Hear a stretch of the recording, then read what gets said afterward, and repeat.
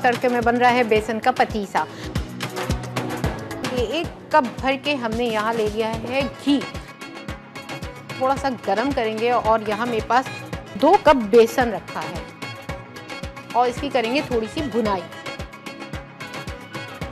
इसमें शामिल करेंगे मैदा, शामिल कर देते हैं। क्या करेंगे, रंग इसमें शामिल करेंगे। इसमें शामिल करेंगे छोटी इलायची का पाउडर। यहाँ मेरे पास 1 कप भर के चीनी है। इसमें शामिल करेंगे केवड़ा एसेंस भी शामिल कर देते हैं। इसमें शामिल करेंगे 4 मगज शामिल करेंगे।